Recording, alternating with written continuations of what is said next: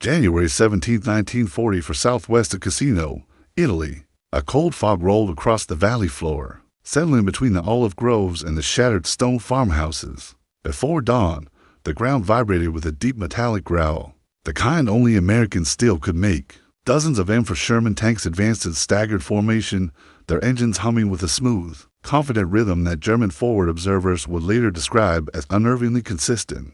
Inside one Sherman, the crew felt something different that morning. The engine wasn't choking in the damp Italian winter. The throttle responded instantly. The tank climbed the muddy slope without slipping, without sputtering, without the hesitation that plagued so many armored units during the cold months. A mile away, a German Panzer IV attempted the same climb. Its engine coughed, smoked, and stalled. The crew cursed the fuel quality, something that had been deteriorating since 1943, but they had no idea why the American tanks facing them seemed immune to these problems. What they could not see, what no frontline soldier understood at the time, was that the advantage wasn't just armor, numbers, or firepower. It was a nearly invisible U.S. fuel additive, overlooked, underestimated, and about to reshape the battlefield. To understand how a seemingly minor American fuel additive tipped the balance of armored warfare, we must step back to the larger industrial battlefield of 1942 to 1944, a front where chemistry, logistics, and engineering quietly determined which army's machines would keep moving and which would fail under pressure. By mid-1942, every major combatant faced a harsh truth. Tanks were only as reliable as the fuel that powered them. Engines strained under extreme temperatures, dust, moisture, and inconsistent refinery output. On the Eastern Front, the Wehrmacht had already learned that low-grade winter fuel could cripple even a perfectly engineered Panzer. In North Africa, British and American units spent months battling clogged filters and freezing carburetors. And across the Pacific, Japan's declining access to high-quality crude meant its armored vehicles ran on increasingly unstable fuel blends that were never designed for combat environments. But the United States, with its vast petroleum industry, took a different path. Rather than accept these limitations, the U.S. Army's Ordnance Department turned to a coalition of chemists from Standard Oil, DuPont, and several university laboratories. Their mission was simple: create a fuel that would keep American armor running under any weather, altitude, or battlefield condition. Not with new engines, not with new tanks, but with chemistry. It was here, in quiet laboratory rooms far from any front line, that the overlooked additive was born. The challenge was rooted in a critical wartime problem. Standard military fuel tended to develop engine-damaging deposits, water contamination, and cold weather thickening. These issues could stall engines, reduce horsepower, and in some cases immobilize tanks at the worst possible moment.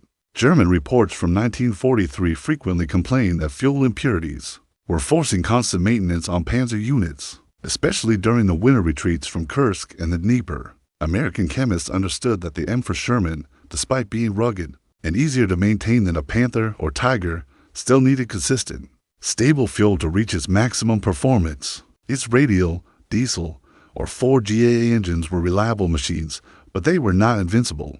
Poor fuel could rob them of power on steep terrain, delay ignition in cold weather, and reduce operational range. The additive developed in 1942 was not glamorous. It was not secret in the way that radar or code breaking was. It was not featured in newspapers, and no general delivered speeches about it. But within ordnance records, it became known for 3 key functions: preventing fuel gelling in cold weather, allowing tanks to start instantly even in freezing temperatures, reducing carbon buildup, which kept engines operating at peak horsepower for far longer, binding and dispersing water contamination, a common problem in field-stored fuel barrels. Together, these chemical improvements created a consistency the Germans could not match after 1943. Allied fuel remained stable. Axis fuel grew increasingly unreliable as shortages forced them to blend synthetic additives, captured stocks, and lower-grade crude products. Yet for troops on the ground, this was invisible. American tank crews did not consciously know why their Shermans were easier to start in winter, why they could climb muddy slopes without losing power, or why long road marches did not destroy their engines. They simply noticed that their tanks felt smooth, responsive, and trustworthy. German crews noticed something else. The Americans never seemed to suffer the same fuel-related failures that plagued their own machines. This difference became especially obvious in Italy, a landscape of Rain-soaked valleys, steep grades, freezing nights, and constant engine-straining climbs. Here, the additive's benefits multiplied. Shermans that would have otherwise bogged down or stalled pushed forward with remarkable reliability. Supply officers reported fewer breakdowns, and field mechanics noted cleaner carburetors and more stable engine temperatures. Meanwhile, German units, increasingly reliant on mixed fuel stocks from Romania, Hungary, and synthetic plants in the Ruhr, found their engine issues multiplying. Some panzer crews attempted to filter their own fuel through improvised cloth screens. Others siphoned from vehicles with slightly better reserves. Maintenance reports from 194344 speak of inconsistent volatility, premature fouling, and water contamination, all problems that U.S. additive had already addressed. The result was that American armor moved more frequently, more predictably, and with far less downtime, a difference that, to a frontline soldier, might seem like luck or good weather, but to historians becomes a clear example of how industrial power translated directly into battlefield strength. And this emerging advantage in 1943 and early 1944 would set the stage for one of the most revealing confrontations of the Italian campaign, the very clash that brought American reliability face to face with German frustration, a clash that began quietly in the cold January fog of Cassino. By the winter of 1943-44, the Italian peninsula had become a laboratory of armored endurance. Every road, ridge, and river crossing tested the limits of machines as much as the soldiers guiding them. Rain turned hillsides into mud traps. Cold nights thickened poorly refined fuel. Constant starts and stops along mountain passes strained engines to their limits. In this harsh environment, the reliability gap between American and German armor widened with every mile. The U.S. Fifth Army, advancing north toward Monte Cassino, depended heavily on its armored battalions to break through the German Gustav line. These tanks, mostly aimed for Shermans with a mix of gasoline and diesel variants, faced terrain far worse than the open fields of France or the deserts of North Africa. Nowhere in Italy could a tank crew trust that the next curve in the road would be passable. Engines had to idle for long stretches. Hills forced high RPM climbs. Cold valleys tested ignition systems. Fuel sloshed in drums transported up steep tracks on half-tracks and jeeps, and yet the American Shermans kept running. Reports from the 1st Armored Division in December 1943 noted an unusually low rate of cold weather startup failures. Mechanics attributed it to clean fuel performance, though most did not realize that chemical blending back in the United States was the root cause. What they did know was that their tanks started even after nights of freezing fog, when German Panzer IVs and Stugs nearby required extended warm-up periods. That revealed their positions across the line. German officers grew increasingly frustrated.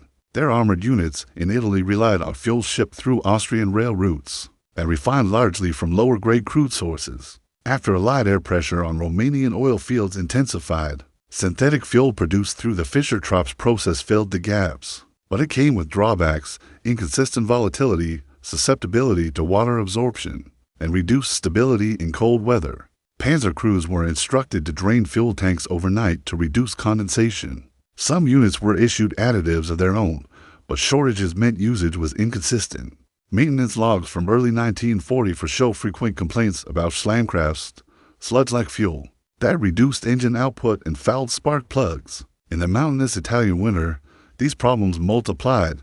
Meanwhile, American tank companies were pushing forward with far fewer mechanical delays. Platoon leaders often remarked that they could rotate tanks more efficiently because fewer vehicles were sidelined for engine cleaning or carburetor repairs. The additive worked quietly, invisibly, ensuring that Shermans delivered predictable power even when the battlefield delivered anything but predictable conditions.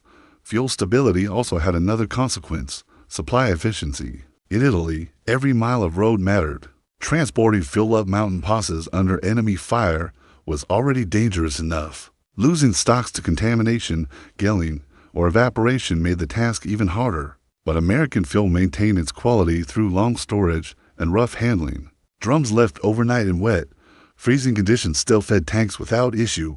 Fuel poured into jerrycans remained clear and usable after long convoys. German supply officers, by contrast, faced escalating difficulties. Fuel arrived with varying octane levels. Some shipments were diluted. Others suffered water contamination due to rushed handling at rear depots. A Panzer unit might receive 3 different fuel blends in a single month, each affecting engine performance in unpredictable ways. These challenges came to a head in the preparatory weeks leading to the battles around Cassino. German defensive positions dug into ridges, valleys, and fortified hilltops relied on mobile reserves of assault guns and tanks to counterattack Allied breakthroughs. But mobility required reliable engines, and by early 1944, reliability was becoming a luxury.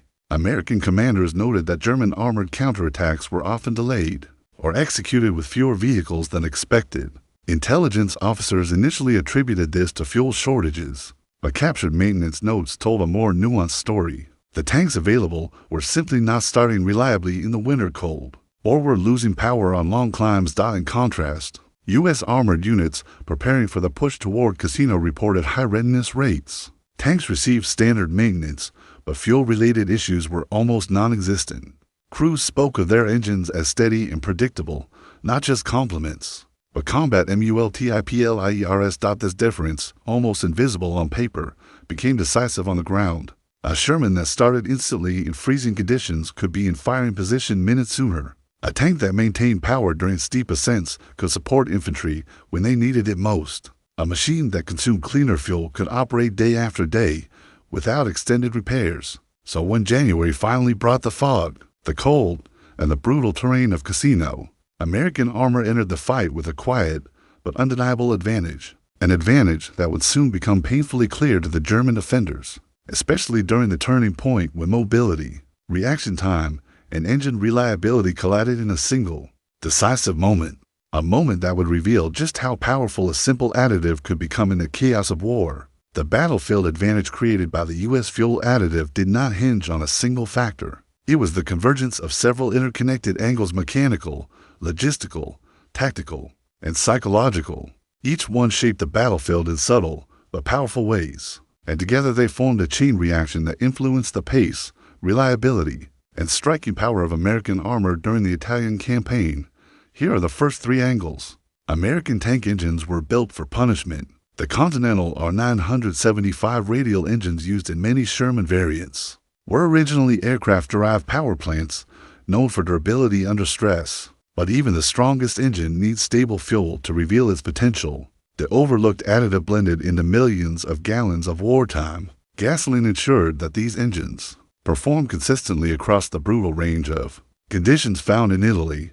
The mountains around Cassino created constant transitions: warm valley floors, freezing hilltops, misty river crossings. Each transition taxed engines in unique ways. Carburetors flooded on steep climbs. Fuel lines froze when temperatures plunged. Filters clogged when impurities formed in low-quality gasoline.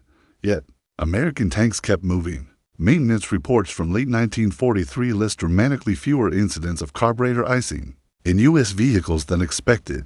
Cold start failures were surprisingly rare, and engines maintained cleaner combustion, reducing the carbon buildup that normally plagued armor after weeks of near-constant operation.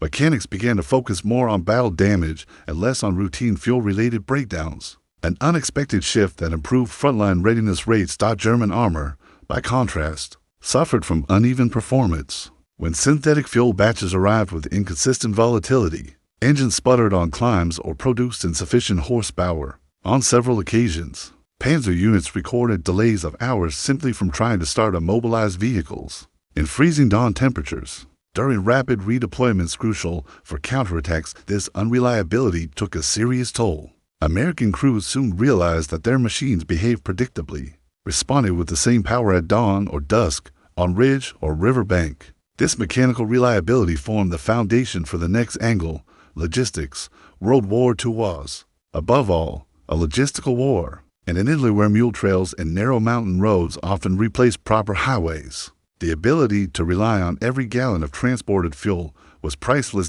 For the U.S. Fifth Army, the additive meant stability. Fuel drums traveled through rain, fog, snow, and artillery-scarred roads. They were dropped, dragged, dented, and left exposed overnight. Yet the gasoline inside remained usable, resistant to water contamination, resistant to degradation, and stable in freezing conditions. That one factor alone meant supply columns wasted fewer resources discarding bad fuel. or stopping to filter it. German logistics suffered the opposite problem. Supply officers near Casino recorded fuel losses not because shipments were destroyed, but because they were unusable. Synthetic fuels gummed up after long transport. Water contamination turned some batches cloudy. Commanders noted days when several thousand liters had to be discarded before ever reaching the front. The consequence was subtle but harmful. German fuel reserves shrank faster than anticipated. American commanders, benefiting from higher quality, more reliable fuel, could maintain tempo. When infantry units called for armored support, tanks could be fueled and ready within minutes, not hours. When reconnaissance units identified an opening in the German line, Sherman companies could surge forward with confidence that they would not stall halfway up a mountain road. Fuel confidence translated into operational confidence. Every barrel delivered to the Shermans at Casino was fuel that could be counted on, fuel that burned cleanly, consistently, and with predictable engine response. And this logistical stability enabled the next critical advantage: tactical timing. In mountainous warfare, timing is everything. A tank that starts 5 minutes faster can reach a defensive position before an enemy counterstrike. A tank that climbs without stalling can maintain formation cohesion. A tank that maintains full power output during sustained combat can deliver accurate fire at pivotal moments. At Casino, American tactical doctrine depended on coordination between infantry and armor. Shermans provided fire support in terrain where anti-tank guns and fortified ridges could halt even the toughest units. But this coordination relied on predictability. If tanks failed to start after a cold night, or if engines underperformed on steep climbs, infantry assaults would stall and casualties would climb, thanks to the fuel additive. Such delays were rare. Tank commanders near Sant'Angelo and Monte Porcio noted that their vehicles performed at near identical levels regardless of temperature or time of day. Engines maintained steady RPMs on long climbs. Response times remained consistent. Shermans could reposition quickly, creating opportunities that would have been impossible with less reliable machinery. German units grew increasingly aware of this disparity. Reports describe frustration as American armor appeared sooner than expected, at key engagements sometimes minutes before German assault guns could assemble. In defensive positions, German crews often heard Sherman engines approaching before their own vehicles were ready to move, forcing them into reactive, not proactive, engagements. This shift from initiative to reaction was not caused by superior tank armor or gun power. It was caused by fuel. And as momentum became more important, the performance gap widened, setting the stage for the next critical set of angles where psychology, enemy perception, and battlefield morale came into play. As American armored units advanced deeper into the Italian mountains, the consequences of their fuel advantage expanded beyond mechanical reliability, logistics, and tactical timing. The remaining angle's psychological impact, enemy perception, and strategic ripple effect revealed just how profoundly a chemical additive could influence the course of a campaign. Here are the next 3 angles. In warfare, confidence is a weapon. Sherman crews entering the Casino sector carried not just ammunition and rations. They carried trust in their machines. This trust, built through months of consistently reliable performance, shaped how tankers behaved under pressure. When engines ignited instantly at dawn, morale surged. When tanks responded predictably during steep climbs, crews attacked positions with determination. When long days of combat produced fewer maintenance failures, an unspoken bond developed between man and machine. Crew diaries from the 1st Armored Division described this feeling vividly. One tanker wrote that his Sherman behaved like it wanted to fight, an expression reflecting the reliability that shaped decision-making on the ground. This mechanical dependability built an emotional foundation that Germans could not match. German armored crews faced uncertainty instead. Every cold morning brought concern that engines would not start. Every fuel delivery came with the question of whether it would burn cleanly or cause further mechanical trouble. This uncertainty affected their willingness to maneuver aggressively. Some crews conducted long warm-up procedures, which delayed movement and exposed their positions. Others avoided repositioning entirely, fearing engine stalls on difficult terrain. American tank crews entered battle with confidence, while German crews entered battle with hesitation and in the close, punishing terrain around Casino. Confidence determined who moved first and who moved last. As American tanks continued operating smoothly through winter and early spring, German officers began documenting what they perceived as an inexplicable American advantage. Intelligence summaries compiled by the 14th Panzer Corps include remarks noting high mechanical readiness among U.S. armored units and unusually rapid deployment ability. To the Germans, the American engine seemed almost unaffected by weather or terrain. Captured enemy reports after the war revealed multiple moments of genuine confusion. Sherman starting in freezing fog while Panzer IV struggled. American tanks climbing muddy inclines without stalling. Engine noise indicating full power output even after hours of operation. Rapid redeployment times that outpaced German expectations. Some German officers believed the Americans were using preheated fuel systems. Others speculated about entirely different engine technologies. None imagined that the true explanation was chemical. One German tanker, interviewed years after the war, recalled how it felt watching Sherman's move swiftly across ground, where German assault guns stalled repeatedly. He described it as unsettling, because it created the impression of American industrial superiority at every level, even at the atomic level of fuel molecules. The shock grew worse when German counterattacks were delayed not by enemy fire, but by their own unreliable engines. During the early phases of the Casino battles, several German armored movements arrived late to defensive lines, allowing American forces to seize key high ground. To German unit commanders, it looked like the Americans were simply faster. In truth, they were running on better chemistry. By the time the Casino campaign intensified in early 1944, the United States had fully adapted to a new reality. Their logistical system could support rapid armored redeployment across difficult terrain. Planners began factoring this capability into their operational strategy. American division commanders understood that they could respond to German movements faster than the Germans could react. If an infantry breakthrough appeared on the southern slopes of the Rapido River, tanks could be on site in minutes. If a German counterattack formed near Monte Tracchio, armored support could be rerouted with little risk of stalling or mechanical collapse. This flexibility encouraged Allied commanders to attempt maneuvers that would have been too risky. Earlier in the war, rapid armored support became a defining characteristic of the Italian campaign's later stages. The reliability of American fuel allowed commanders to commit tanks to operations with confidence that they would arrive on time and in effective numbers. German commanders, noticing this shift, complained in their war diaries of enemy mobility beyond expectations. Their own armored reserves were often immobilized temporarily or permanently by fuel-related breakdowns, even when German vehicles were mechanically intact. Inconsistent engine performance reduced the speed and coordination of their counterattacks. The strategic advantage expanded further when Allied air operations intensified, as American bombers continued to strike German supply lines. The already poor quality of German synthetic fuel deteriorated. Meanwhile, American tanks continued operating with steady reliability. A contrast that reinforced the growing momentum of the Allied advance. By the time Allied forces prepared for the final push through the Gustav Line, American armor had evolved into a mobile, dependable force capable of decisive action.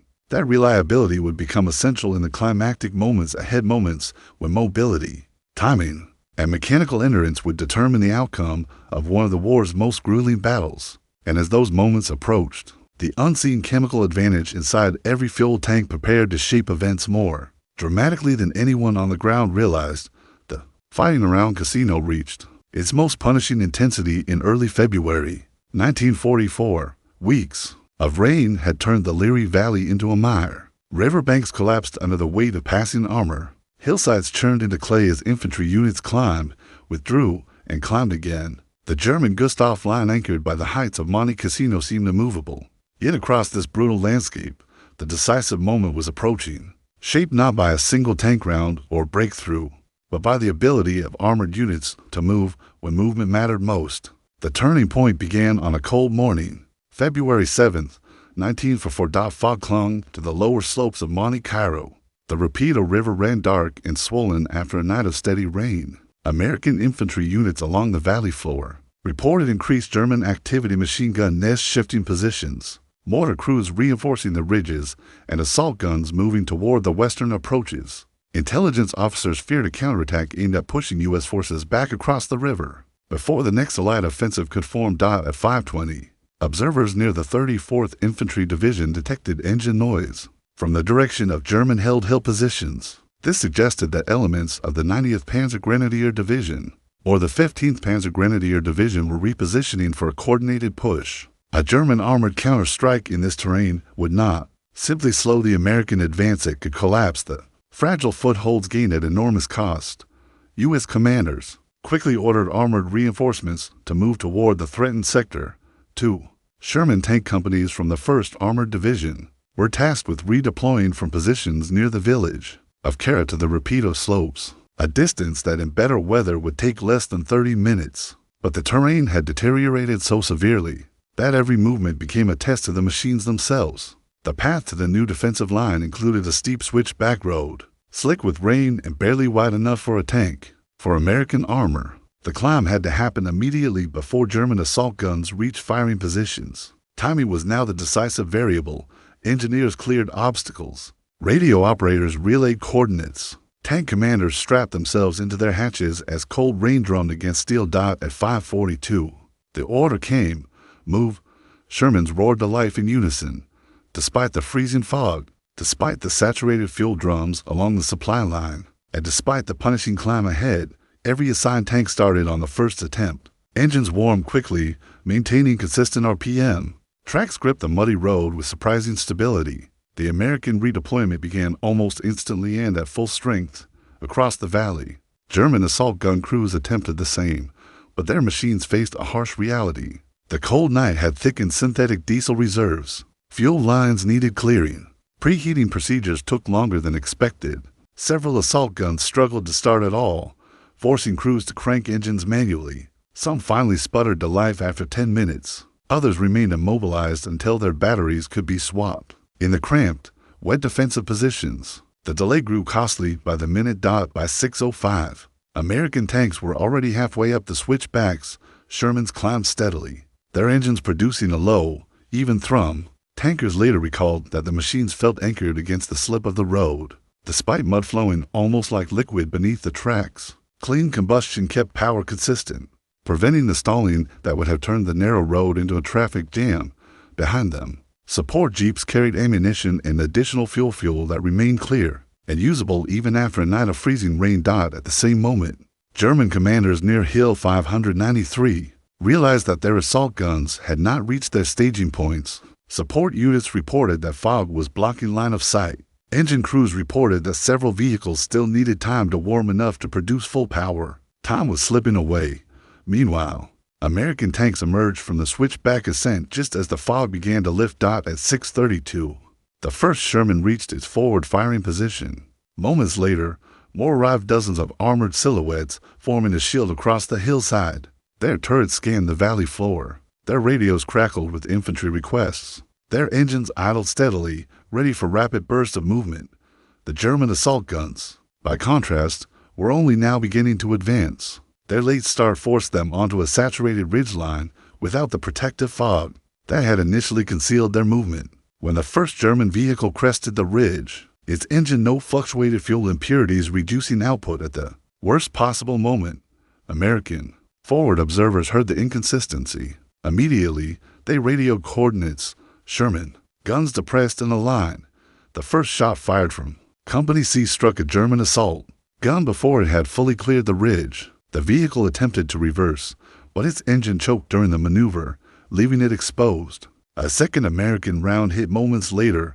Other German vehicles attempted to advance more cautiously, but this caution delayed their formation, further disrupting the timing of the counterattack, timing that American armor had already seized. Within 20 minutes, the German plan had unraveled. Instead of a concentrated armored thrust, they managed fragmented, poorly coordinated movements. Each assault gun that stalled or sputtered robbed them of momentum. Each Sherman that moved instantly reinforced the American defensive line. This was not simply a tactical victory.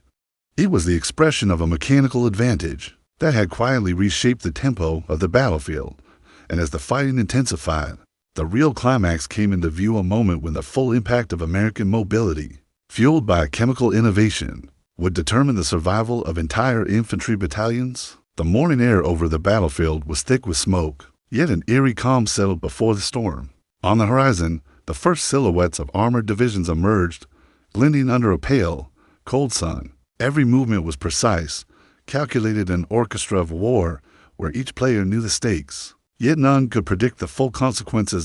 In the heart of the conflict, Commanders on both sides made decisions that would ripple through history. Orders were barked, maps unfurled, and the fate of thousands hung on a single choice. On one side, a coordinated push threatened to encircle enemy positions, a maneuver that required flawless timing. On the other, entrenched forces braced for the inevitable assault, relying on terrain, discipline, and desperation. Above, fighter planes sliced through the clouds, their engines roaring like metallic beasts. Bombers released payloads with surgical precision, shattering fortifications and sending plumes of debris skyward. Ground troops pressed forward through mud and chaos, the thunder of artillery shaking the earth beneath their feet.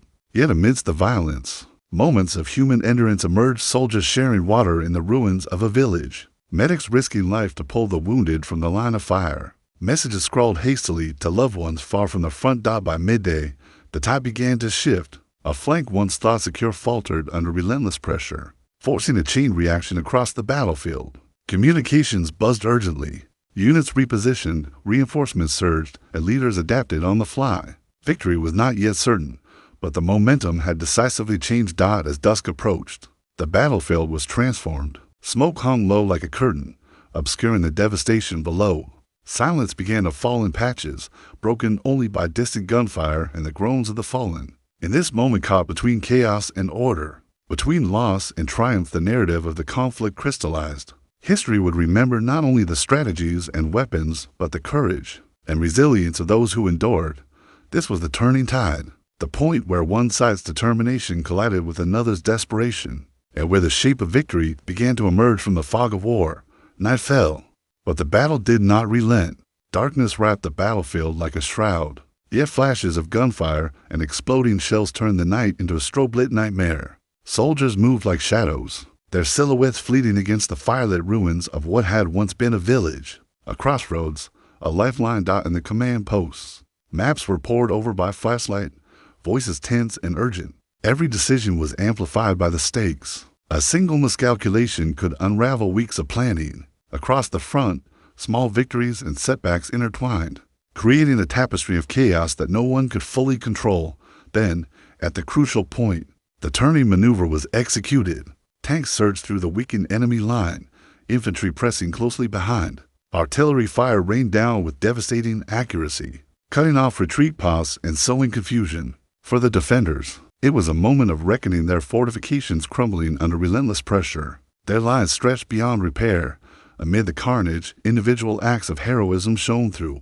A radio operator maintained communications despite incoming fire. A medic dragged a wounded comrade through mud and rubble, refusing to leave him behind. These human stories, small yet monumental, threaded through the grand narrative of strategy and machinery, reminding the world that war is never only about generals and weapons, it is about people.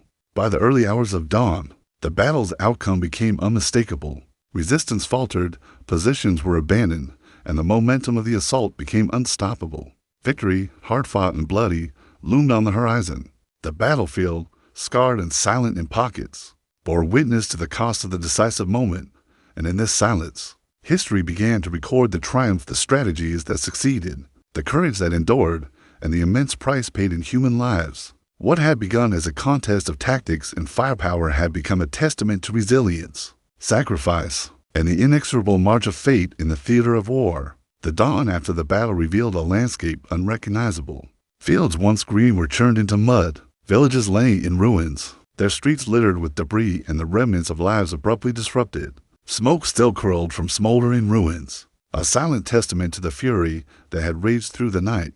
Survivors emerged cautiously, faces etched with exhaustion, grief, and the lingering shock of combat. Soldiers counted the cost, the fallen comrades, the shattered vehicles, the positions gained and lost. For many, there was no triumph in victory, only the heavy weight of what had been endured. Yet in these moments of quiet reckoning, the resilience of the human spirit became evident. Communities began to salvage what they could, medics continued their tireless work, and letters were written home, carrying both relief and sorrow across the miles. Commanders assessed the strategic impact. The battle had shifted the momentum of the campaign, opening new opportunities for advance while closing the door on the enemy's previous plans. The lessons were immediate and brutal. Terrain, timing, and intelligence had determined the outcome as much as courage or firepower. For historians, This would later become a case study in operational excellence. But for those on the ground, it was simply survival. The psychological aftermath was equally profound. Soldiers and civilians alike faced the invisible scars of trauma, the echoes of explosions, and the haunting memory of comrades lost. Yet amid the devastation, glimmers of hope persisted. Rebuilding began almost immediately, and in the distant hum of reconstruction, the seeds of future resilience were sown. The battle, now etched into the annals of history, served as a stark reminder of war's duality, its capacity to destroy and its capacity to inspire. Courage and sacrifice had collided with strategy and circumstance, leaving a legacy that would shape not only the immediate theater, but the broader course of the conflict. In this aftermath, the world witnessed both the fragility and the endurance of life. Amidst the machinery of war, a chapter closed, yet a story whose echoes would resonate far beyond the battlefield. Years later, the echoes of the battlefield remain not in smoke or ruin, but in memory, in stories passed from generation to generation, and in the lessons carved into the pages of history. The soldiers who fought, the civilians who endured, and the commanders who strategized all became part of a larger narrative, one that transcends the immediate victories and losses. Historians look back and dissect maneuvers, tactics, and decisions, analyzing how small choices could sway the course of entire campaigns. But beyond strategy, the true essence of this conflict lies in its human dimension, the resilience of ordinary people, thrust into extraordinary circumstances, the bonds forged in fire, and the sacrifices made in silence. Monuments now stand where smoke once rose. Cemeteries mark the resting places of the fallen, and archives preserve the fragments of stories that might otherwise be lost. Yet the most enduring lesson is timeless. War is never only about nations or armies. It is about humanity confronting its limits, confronting itself. As the camera drifts over the reconstructed villages, quiet rivers, and fields once scarred by combat, the viewer is left with a sense of both sorrow and hope. The past is a witness and the present a reminder.